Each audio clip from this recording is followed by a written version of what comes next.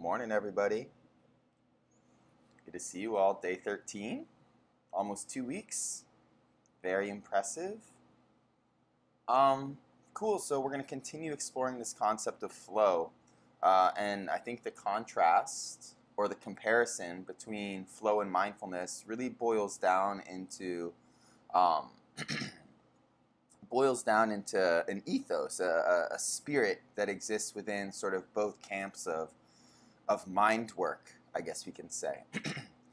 And so the camp of mindfulness, or the camp of flow, is essentially non-meditative directly, but is essentially a goal-oriented mindset, that there's something to achieve, there's something to do, and there's something to do it well. And I think we operate in this state of mind very often.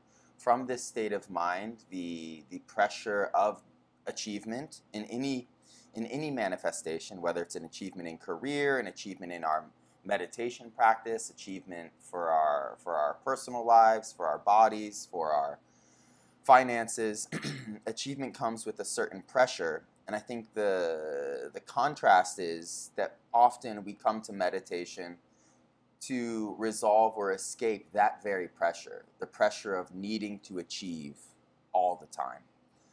But flow is tightly built around this concept of achievement. And while yesterday I mentioned that it was discovered in the studios of painters and artists, another huge demographic that enables flow are athletes. And the reason they fall into flow states so commonly is because of that competitive performance angle to most athletic games and sports. And so there's mindfulness now, and essentially the ethos of mindfulness is a letting go, sitting with the moment for what it is as it arises, non-judgmentally. But that absence of judgment involves and necessitates the absence of expectations also. And I find I've been getting a few emails and talking to a few of you that while I'm communicating how easy it is, it's not landing as easily as I may be suggesting for some of you. And I would imagine the problem is expectations, that when you're sitting in a truly mindful moment, your thought of what a mindful moment is and isn't is diluting the fact that you are in fact being mindful, if that makes sense. So if you're still finding difficulty with this mindfulness theme, you want to start really analyzing. You might just be expecting something a little more unique, a little bit more bedazzled than what the moment is, and you're still sort of in that mind state. Cool. So let's just talk about flow. Let's talk about how we can marry these two concepts that have seemingly very different ideals. Yesterday I was saying and pushing this concept of performance. But what flow really involves is a set of 3 factors, and this might help you dive into it today. Flow, to enter flow, whatever game you're participating in, it has to have a set of clearly defined rules and clearly defined goals, hence the goal orientation. And so for mindfulness, the rules and the goals are the definition. The rule and goal is pay attention to the present moment. The rule and goal is do that on purpose. The rule and goal is do that non-judgmentally. And if you're doing those 3 things, if when you're sitting there making a little checklist, am I paying attention to the present moment? Am I doing it on purpose? Am I doing it non-judgmentally? Then you are being mindful. And you can cast out any lingering expectations or judgment to really absorb yourself in that act. The second aspect of flow, so you need rules, you need clearly defined goals, is that you need feedback. That when you are participating with whatever game it is, you need to have immediate feedback that you are either doing a good job or doing the job poorly. And for this reason, competitors or challengers or opponents become very helpful. If you don't know how to dribble the ball well and you're making your way from one side of the court to the other side of the court, and someone on the other team, right, you're obviously playing basketball, takes the ball, that's feedback. That says you need to perform better, you need to focus more, you need to pass the ball to your teammates more frequently. With mindfulness, it's a little difficult, but you have to start recognizing within yourself the cues that tell you, oh, I'm starting to lose focus. Up, I'm starting to judge this moment. Those cues, which are there, they're just sort of happening within you because of you. They're not some external opponent. Those are going to provide a lot of feedback on how you need to orient yourself or operate within this concept of presence. So the second concept of flow is you need to have feedback. You need to start sensing when you are and are not being mindful or, performing whatever it is you're performing well. The last aspect, which is what we're all developing now, and which is sort of the intention of the whole challenge, is with this clearly defined game and with this feedback of doing it right or wrong, you need to start developing a sense of agency. Once you get a sense that, yes, I am being mindful, or yes, I can dribble the ball, or yes, I can mix my colors, once you have a sense that you can do it to a degree, that is the key sort of factor necessary for flow. Once you believe you can do it, then you can lose yourself to it. And that's sort of it. So those are the factors involved in flow. How does that interact with mindfulness? Yesterday I was mentioning sort of this goal-oriented hunting mentality. Focus more, merge more, be patient, and do it. Achieve flow. Achieve this sense of timelessness. Make it happen through your own will. And that would be a very specific sort of attitude or a very specific sort of relationship to that goal. Where the mindful, I would imagine, would say, now that you know what flow is, you know what it constitutes, you know where it comes from. Mindfulness is about allowance. If flow happens to arise, just be happy that you know what it is now. And so if we're coming from a flow state camp, it's about entering flow, getting this peak performance, losing yourselves in the act of your practice, because that proves that you're releasing these 6 chemicals into the body. That proves you're creating change. But if you're coming from a mindfulness camp, now you just know what flow is. You know about a particular bird that happens to live in the forest of your practice. If it comes, it comes. If it doesn't, it doesn't. And so you can see right away sort of the difference in mentality. And if you're looking for mindfulness, if you're looking to embody this state of being into your life for whatever reason, I would for sure lean into that mindful attitude towards flow. If it arises, it arises. But I will not reach for flow in the same way that I will not reach for anything. What comes in the present, what arises in the present is all that's needed. Sweet. Okay, everyone, let's get into this. We're going to talk a little bit about the chemistry while you settle in. And now we have some time. Flow, mindfulness.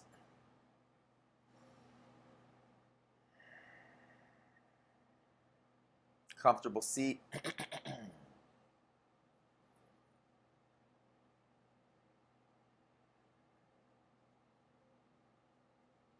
Okay.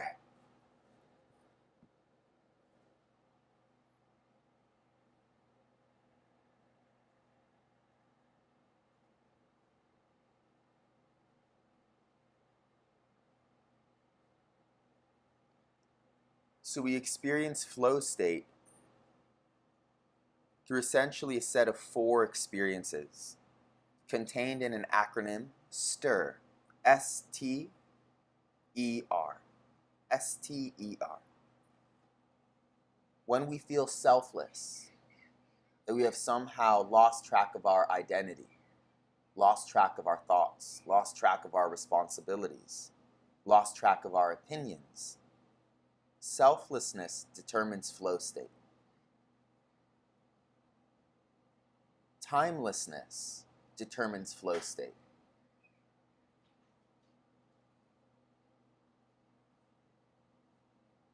And so to lose track of time, to be uncertain if it's been 5 minutes or 25 minutes, is good. That is evidence of neurological change. Effortlessness. When all of a sudden you realize you're not doing anything. That mindfulness is just happening. Your body is just being. The moment is just being. That sense of effortlessness is a sign of flow, a sign of neurological change. And lastly, richness. That this moment all of a sudden feels satisfying, feels complete, feels whole. That sense of richness, again, evidence of chemical change.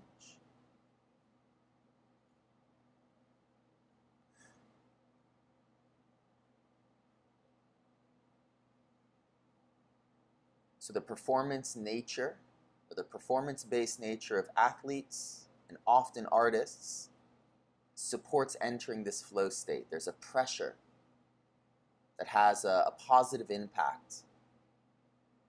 But the openness, the presence, the non-grasping of mindfulness and the mindful mind.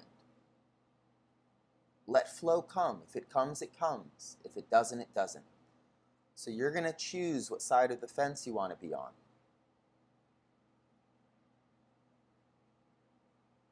But let's take the first 10 minutes by ourselves just to work with the definition of mindfulness again. Because these are the rules and these are the goals of your hobby.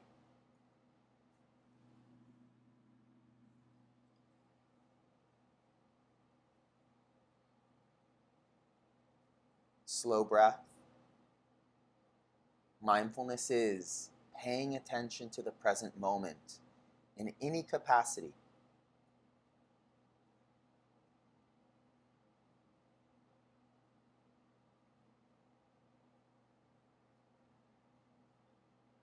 On purpose. Listening on purpose. Feeling on purpose. Noticing on purpose.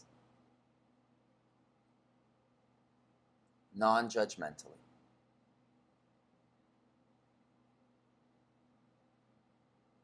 Slow down the breath.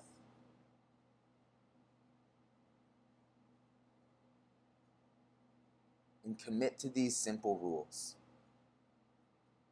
What arises is mindfulness, whether you believe it or not.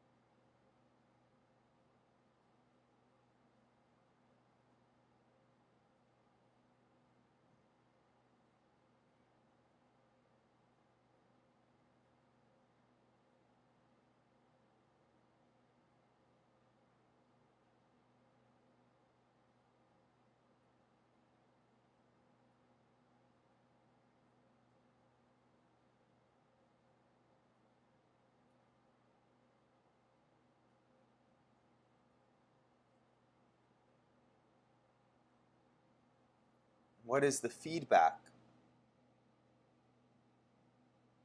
when you get pulled back into thinking, back into judgment? In general, the quality of the thought changes from joy, from intimacy, from trust, into the negativity bias, a sense of lack, a sense of judgment, a sense of comparison, a sense of rumination, a sense of apathy.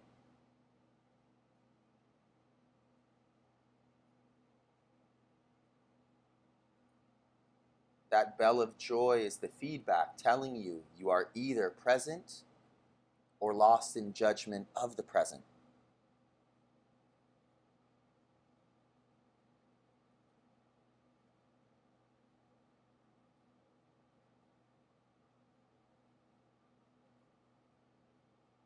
Consistently regain control of your open presence by remembering the beauty of the blue sky, the gentle touch of the atmosphere on your skin,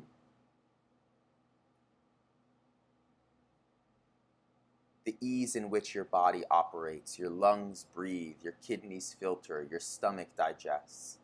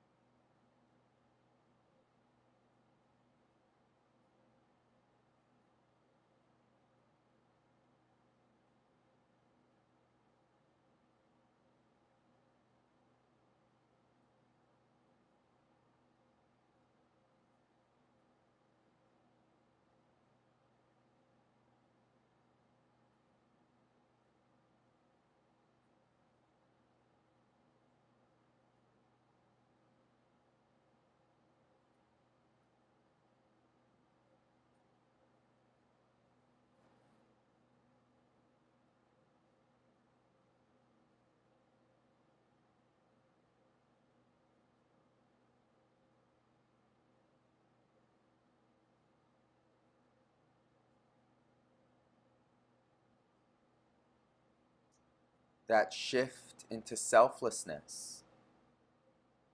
Notice now if you are or are not thinking of yourself meditating, thinking of yourself trying to be mindful or succeeding at being mindful. That sense of selflessness, timelessness, effortlessness, and richness are due to a physical change in your neurology. The brain starts to release 6 specific chemicals that creates a new psychological experience called flow.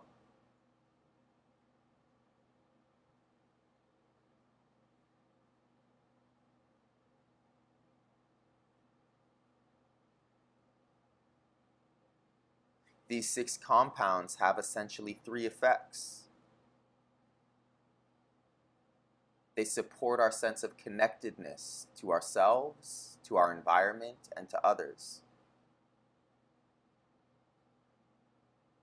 They support a sense of pleasure in the physical body.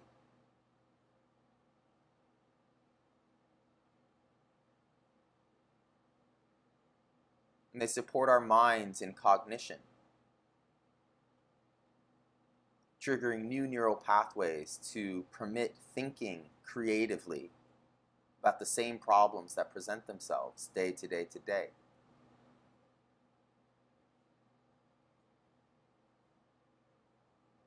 For this reason, flow state, just like mindfulness, is being studied and backed by millions and millions of dollars. So how do we enter it?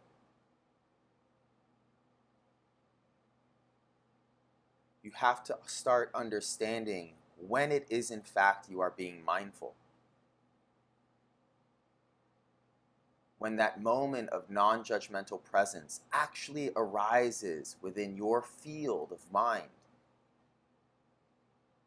You have to catch it.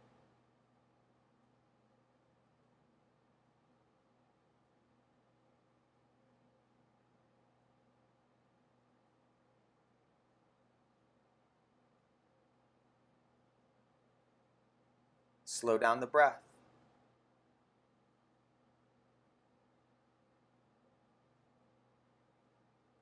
You are in a relationship with the now. You are in contact with a pixel of this reality.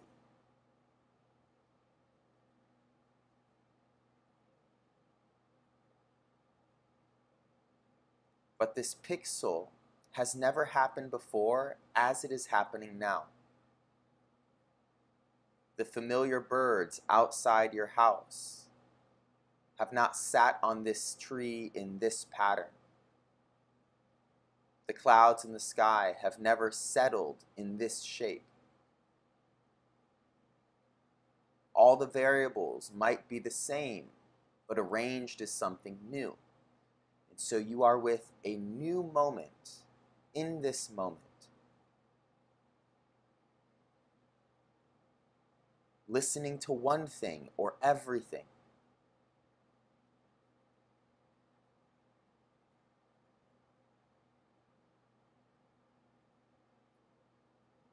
Thinking of joy or thinking of work.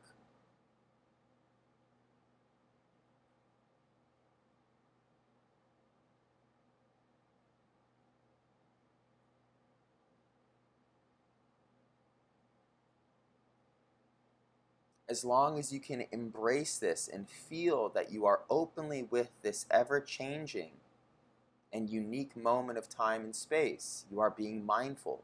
You need to feel you are being mindful. You need to feel that you are succeeding in this.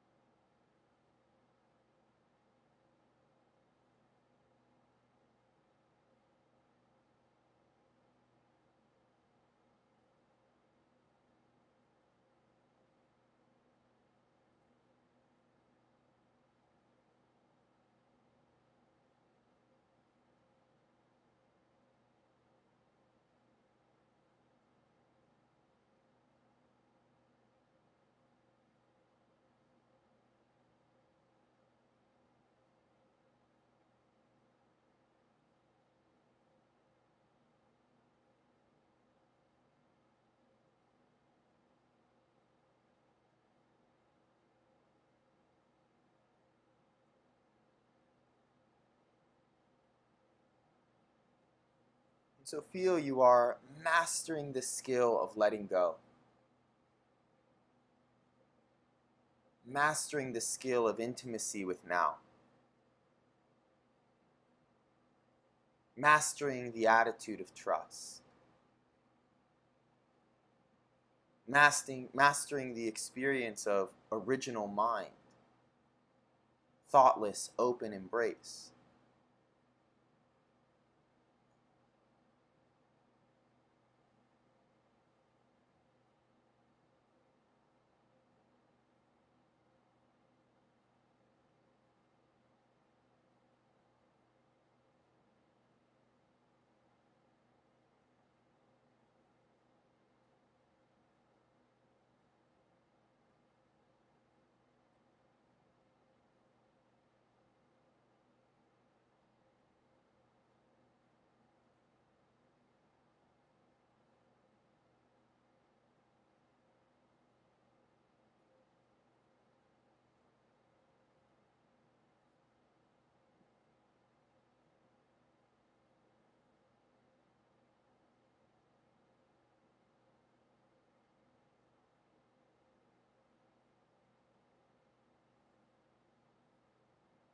Slow down the breath.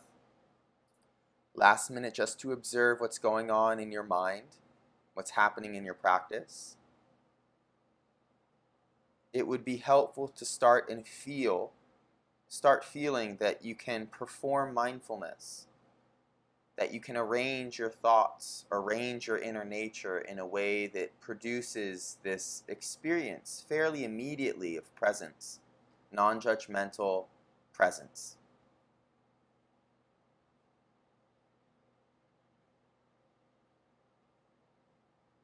Once you can start to feel when you are and when you are not being mindful, that's the first step of agency.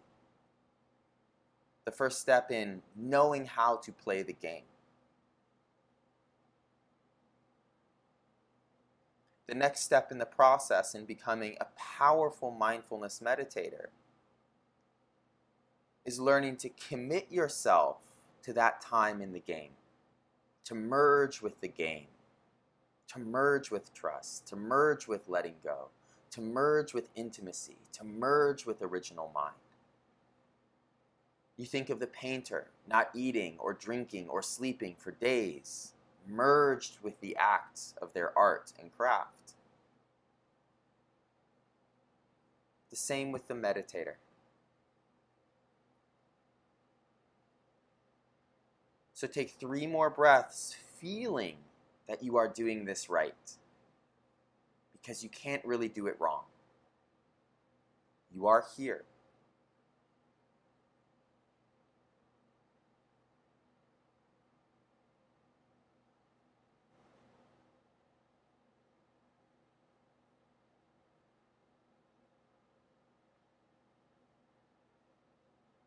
Whatever you are experiencing is part of the now.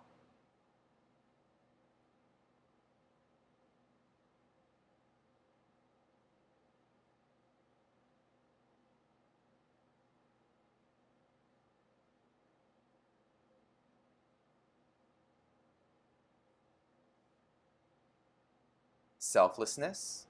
Are you a little less concerned with yourself? Timelessness. Does the shortness of a breath feel longer, feel more expansive? Effortlessness. Can you feel the world is just operating on its own? Richness. Is there an increase in satisfaction even though you're not doing anything? With the breath in, open your eyes. Okay. Beautiful. So we're working towards developing agency to feel when you are being mindful and when you are not.